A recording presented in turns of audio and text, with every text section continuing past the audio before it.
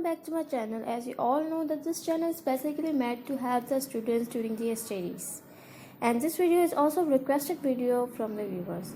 और मैं आप लोगों को भी यही कहूँगी, अगर आप इस चैनल पे नए हैं, मेरी वीडियो फर्स्ट टाइम देख रहे हैं, तो आप लोगों से भी यही कहूँगी कि आप भी वीडियो के नीचे कमेंट बॉक्स में अपनी स्टडीज़ से रिलेटेड कोई भी सवाल, कोई भी डिफ़िकल्टी जो आपको हो रही है, कोई भी इंफॉर्मेशन रिलेटेड स्कॉलरशिप और स्टडीज़ के हिसाब से आप भी पूछ सकते हैं।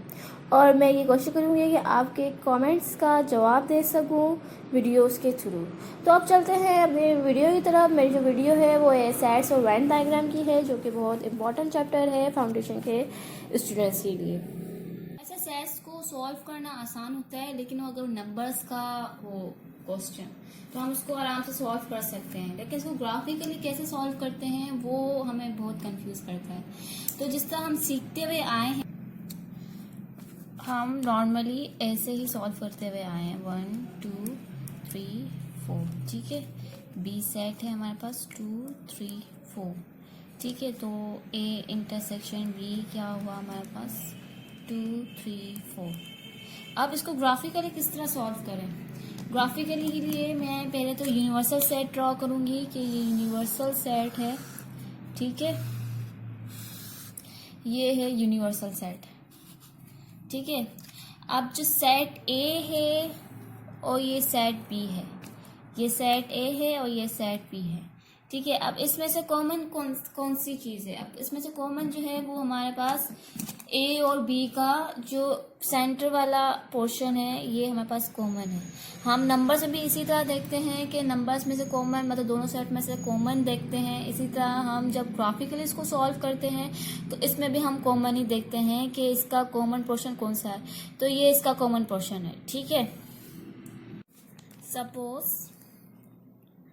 अब ये ए सेट है, ठीक है। इसमें जो ए सेट में जो एलिमेंट्स हैं ना, वो सारे एलिमेंट्स होंगे ए के, कि ये इंटीरियर पोर्शन है तो इसमें सारे एलिमेंट्स होंगे ए के। जो एक्सटीरियर पोर्शन है उसमें जो है वो एक्सटीरियर पोर्शन में वो कोई भी एलिमेंट नहीं होता जो मेंबर होता है सेट ए का। एक्सटीरियर पोर्शन में कोई भी ऐसा एलिमेंट नहीं होता जो एलिमेंट हो सेट ए का। ये जो दो सेट्स हैं ये डिसजॉइंट है, मतलब इसका इंटरसेक्शन है। अब ये जो अलग अलग सेट्स है इसका इंटरसेक्शन है ही नहीं, मतलब इसका इंटरसेक्शन पॉसिबल ही नहीं है, तभी ये अलग अलग है। ये डिसजॉइंट है तो इसका इंटरसेक्शन है, ये मैंने कलर भी कर दिया इधर। तो इंटरसेक्शन इज नल। अब ए यूनियन बी को किस तरह सॉल्व करेंगे? अब ए यूनियन बी जो है वो हम इसके दो सेट्स बनाएंगे, ए और ये बी। यूनियन में क्या होता है कि हम सीरीज वाइज लिखते हैं, ठीक है। लेकिन हम इसको ग्राफिकली किस तरह सॉल्व करेंगे कि ए सेट और बी सेट के हम दोनों नंबर्स लिखते हैं, मतलब दोनों सेट्स के हम नंबर्स लिखते हैं यूनियन में, ठीक है।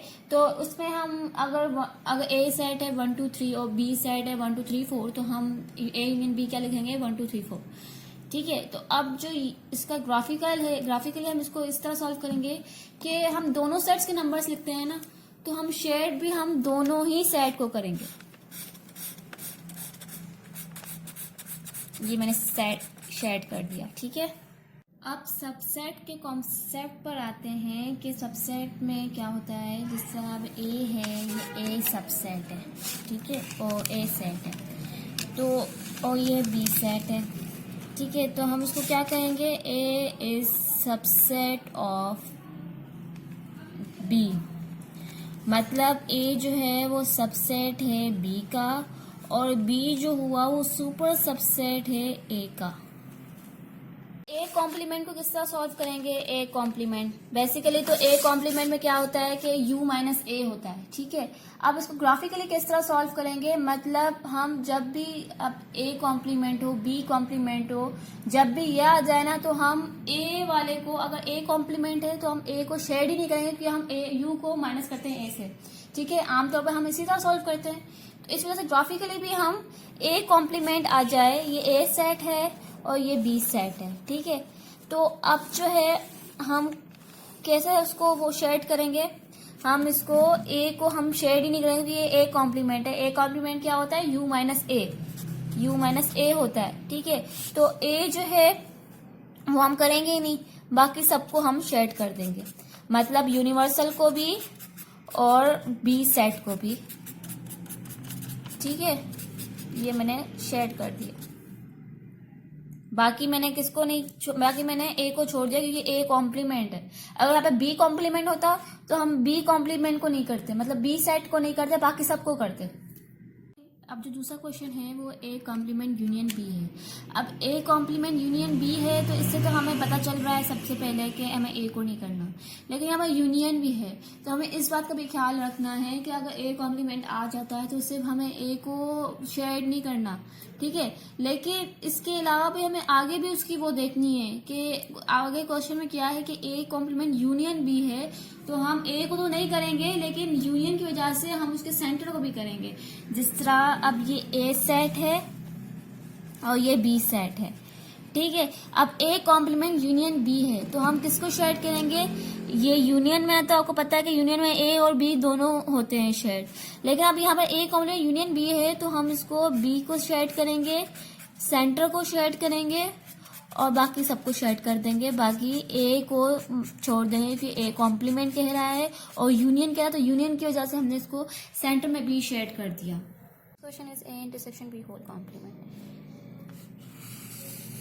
यूनिवर्सल सेट ड्रॉ कर लेती हूँ, ठीक है। अब जो है ए सेट, ये बी सेट, ये ए और ये बी सेट, इसको हम किस तरह शेड करेंगे। अब A intersection B whole complement है तो हम इसका यूनिवर्सल सेट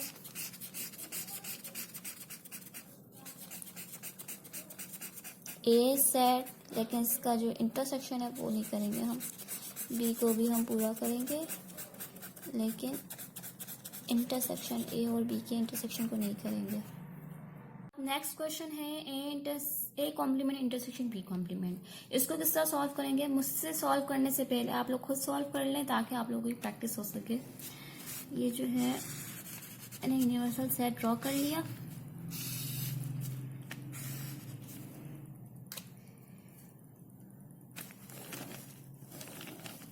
ए और ये बी। अब इसको किस तरह मैं सॉल्व करूंगी, इसको मैं ना ए कॉम्प्लीमेंट ए सेट पर शेड करूंगी ना मैं बी सेट पर शेड करूंगी, मैं यूनिवर्सल सेट पर शेड करूंगी। तो ये हो गया हमारा ग्राफिकली सॉल्व, ठीक है। देखें ये जो मैं शेड करने का तरीका सिखा रही हूँ, ये सारे क्वेश्चंस है मैं इसलिए करवा रही हूँ कि ये बेसिक है। जब तक आपको बेसिक नहीं आएंगी तब तक आपको क्वेश्चंस वर्ड प्रॉब्लम्स नहीं आएंगे। तो सबसे पहले आप बेसिक्स में अच्छे हों तब आपको वर्ड प्रॉब्लम्स समझ आएंगी, ऐसे आपको समझ नहीं आएंगे क्योंकि बहुत ज़्यादा ट्रिकी होती है इसकी वर्ड प्रॉब्लम्स सेट्स की। सेकंड मिड जो आपका पेपर होगा उसमें ये चैप्टर करवाते हैं, फर्स्ट मिड में ये चैप्टर इसलिए नहीं करवाते क्योंकि ये बहुत ज़्यादा डिफिकल्ट और इम्पॉर्टेंट चैप्टर है। तो ये हालांकि ये बुक में फर्स्ट चैप्टर है सेट्स का, लेकिन वो सेकंड मिड में इसलिए करवाते हैं कि ये बहुत ज़्यादा डिफिकल्ट है, वो बच्चों को समझ नहीं आता। तो ये आपको लॉकडाउन है तो आपको ये अच्छा सा खासा गोल्डन टाइम मिल रहा है कि आप लोग ये इसकी प्रैक्टिस करें, सेट्स की, लॉगरिथम की प्रैक्टिस करें। और ये दोनों चैप्टर्स बहुत इंपॉर्टेंट है। तो इसमें आप ज़्यादा अच्छे होंगे तो आप लोग अच्छे मार्क्स गेन कर लेंगे इंशाल्लाह। तो ये बेसिक चीज़ सिखाने का मेरा मकसद ये है कि आप लोग की बेसिक अच्छी हो तभी आपको आगे समझ आएगा। अभी मैं आपको वर्ड प्रॉब्लम्स ही सिखाऊंगी, तो सबसे पहले मैं आपको बेसिक सिखा रही हूँ। तो अभी मैं ये सिर्फ 2 सेट्स के बारे में बता रही हूँ, अभी 3 सेट्स भी आएंगे तो मैं इस वजह से आपको ये पहले से बता रही हूँ। बहुत ज़्यादा क्वेश्चंस हो गए, अब मैं आपको 3 सेट्स के बारे में बताऊंगी कि 3 सेट्स को किस तरह करें। अब है ये A intersection B intersection C. अब सी भी आ गया, पहले मैं 2 सेट्स करवा रही थी, अब ये 3 सेट्स हैं। अब ये इंटरसेक्शन के बारे में बात हो रही है। इंटरसेक्शन आपको ए इंटरसेक्शन बी का आपको माइंड में रखना है कि ए इंटरसेक्शन बी में हमने क्या किया था, हमने सेंटर वाला पोर्शन वो किया था, शेड किया था, ठीक है। तो अब हम क्या करेंगे, अब हम 3 सेट्स बनाएंगे जिसमें ए बी सी होगा, ए बी और ये सी। ठीक है, अब इसको हम किस तरह शेड करेंगे? अब ये इंटरसेक्शन है, इंटरसेक्शन में आप खुद ही सोच लें कि ए इंटरसेक्शन बी में हमने क्या किया था। ए इंटरसेक्शन बी में हमने सेंटर वाले पोर्शन को वो किया था, शेड किया था। अब यहाँ पर तीसरा वाला भी सेट है, सी भी है, तो अब हम क्या करेंगे? हम इस वाले पोर्शन को शेड कर देंगे, क्योंकि यहाँ पर ये सी का भी पोर्शन है, ए का भी पोर्शन है और बी का भी पोर्शन है। तो ये इस तरह, ये थ्री सेट्स का इस तरह सॉल्व होगा, A intersection B intersection C, intersection B या और यूनियन सी। अब इसको किस तरह सॉल्व करेंगे? इसको सॉल्व हम इस तरह करेंगे कि सबसे पहले हम यूनिवर्सल सेट ड्रॉ करेंगे।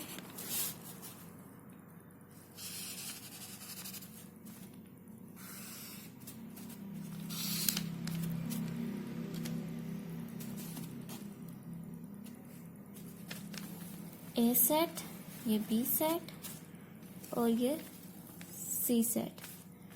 वैसे मैं I am really not good in making circles, so try not to laugh. तो अब इसको हम किसका सॉल्व करेंगे? इसको हम इस तरह सॉल्व करेंगे कि ये पहले ए इंटरसेक्शन बी है, तो ए इंटरसेक्शन बी को हम करेंगे यहाँ तक, क्योंकि यहाँ पर क्या है, ए और ये बी, तो इंटरसेक्शन तक हमने किया। ठीक है, अब सी यूनियन सी है, तो यूनियन सी में हम किस तरह करेंगे? ये सी के सारे पोर्शन को हम शेड कर देंगे। तो ये हो गया ग्राफिकली सॉल्व। अब आपको शेड करना तो आ गया, अब आते हैं वर्ड प्रॉब्लम पर। In a group of students, 15 are taking algebra, 11 are taking biology, and 9 are taking both algebra and biology, and 3 are not taking either courses. अब जो क्वेश्चंस पूछे जा रहे हैं वो ए क्वेश्चन है कि how many students are taking only algebra, how many are taking only biology और how many are in the entire group. ठीक है, तो इसका सॉल्यूशन है, अब number of students who are taking algebra वो कितने हैं? 15 हैं, तो मैंने यहाँ पर 15 लिख लिया है। अब number of students who are taking biology वो कितने हैं? 11 हैं, ये 11। ठीक है, ये मैंने लिख लिया।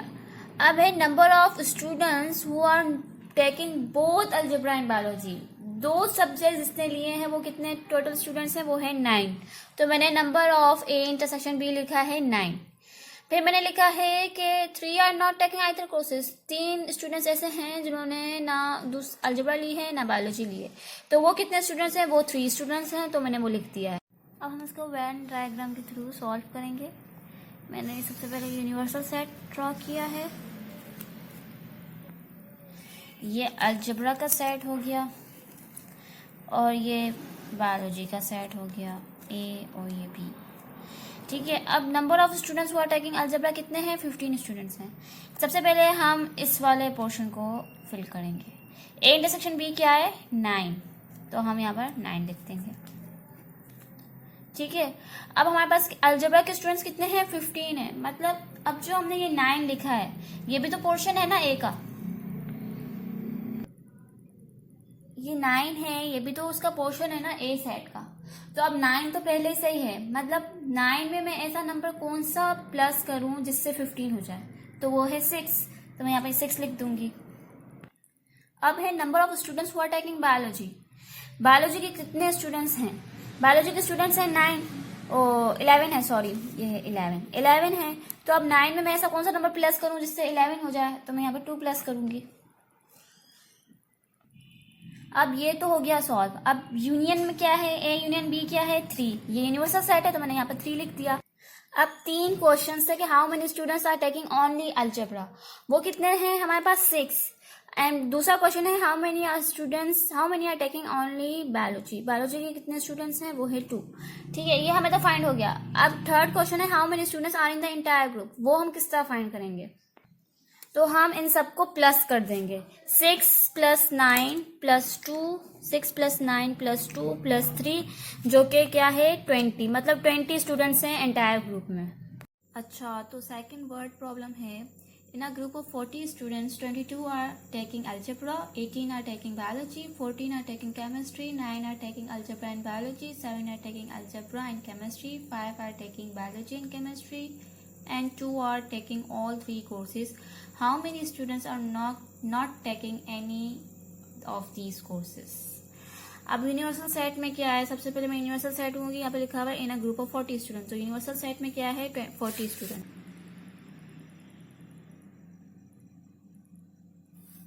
यूनिवर्सल सेट में क्या है, 40। और अलजेब्रा कितनी स्टूडेंट्स ने ली है, वो है 22। बायोलॉजी के कितने स्टूडेंट्स हैं, 18। ये सारा वर्ड प्रॉब्लम लिखा हुआ है। सबसे पहले आप पहले डेटा बनाएंगे, फिर आप वेन डायग्राम में ड्रॉ करेंगे। वेन डायग्राम के थ्रू आप ग्राफिकली इसको सॉल्व करेंगे। ठीक है, केमिस्ट्री के कितने हैं, केमिस्ट्री के 14 हैं। अच्छा, और 9 are taking algebra and biology. तो अलजेब्रा और बायोलॉजी के कितने हैं, 9। 5 are taking biology and chemistry. 5 biology and chemistry. Biology and chemistry. और 7 जो है वो अलजेब्रा और केमिस्ट्री के हैं। अलजेब्रा और केमिस्ट्री के 7 हैं। 2 are taking all 3 courses. तो 2 n A intersection B intersection C, ये जो सारे वो हैं अलजेब्रा, बायोलॉजी और केमिस्ट्री, 2 स्टूडेंट्स ऐसे हैं जिन्होंने ये तीनों सब्जेक्ट्स लिए हैं। तो ये 2 लिख लिया मैंने। अब इसको वेन डायग्राम के थ्रू सॉल्व करेंगे। मैं ये वेन डायग्राम बना देती हूँ।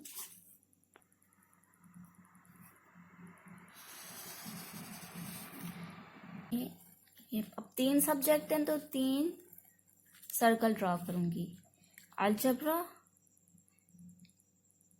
Algebra, biology, chemistry. ठीक है, अब जो है मैं सबसे पहले छोटे वाले पोर्शन से स्टार्ट करूंगी। अब A intersection B intersection C 2 है, तो ये कौन सा पोर्शन है, A intersection B intersection C का। तो मैं यहाँ पर 2 लिख दूंगी। 2 लिख दिया। अब ए इंटरसेक्शन बी क्या है, ए इंटरसेक्शन बी 9 है। 2 मैंने पहले ही लिख लिया है, तो मैं यहाँ पे क्या लिखूंगी, 7 + 2 9 हो जाएगा। ठीक है, फिर उसके बाद है A intersection C. A intersection C क्या है, हमारे पास 7। अब मैंने यहाँ पर 2 तो पहले ही लिख लिया है। ठीक है, तो 5 + 2 7 हो गए। बी इंटरसेक्शन सी क्या है, बी इंटरसेक्शन सी है 5। अब 2 पहले से लिखा हुआ है, तो मैं यहाँ पे क्या लिखूंगी, 3। अब अलजेब्रा के टोटल कितने स्टूडेंट्स हैं, 22 है ना। ठीक है, अब हमारे पास ये कितने हैं, 7 और 5 और 2। ये टोटल कितने हुए, 7 8 9 10 11 12 13 14 14 हुए। 22 में से -14 करेंगे तो कितने बचेंगे, हमारे पास 8 बचेंगे। ऐसे ही सेम बायोलॉजी के टोटल कितने हैं स्टूडेंट्स हैं, 18। ठीक है, 7 8 9 10 11 12 12 पहले से लिखे हुए हैं। ठीक है, और बायोलॉजी के कितने हैं स्टूडेंट्स, 18। तो 6 बचेंगे, माइनस करेंगे तो हम उसको। फिर है केमिस्ट्री के टोटल कितने हैं, 14। 5 6 7 8 9 10 10 पहले से लिखे हुए हैं। ठीक है, तो 14 में से -10 करेंगे तो क्या बचेगा, 4। ठीक है, अब इन सबको प्लस करके हमारे पास 35 आ रहा है। यूनिवर्सल सेट में कितने थे, 40। तो 40 - 35, तो हमारे पास यहाँ पर कितने स्टूडेंट्स हैं, 5 ऐसे स्टूडेंट्स हैं जिन्होंने ली ही नहीं है कोई भी कोर्स, कोई भी लिया ही नहीं है। अलजेब्रा, केमिस्ट्री, बायो में से कोई भी सब्जेक्ट लिया ही नहीं है। इन तीनों कोर्सेज में से कोई लिया ही नहीं है। 5 ऐसे स्टूडेंट्स हैं। तो ये हमारे पास ये 5 आंसर आ गया।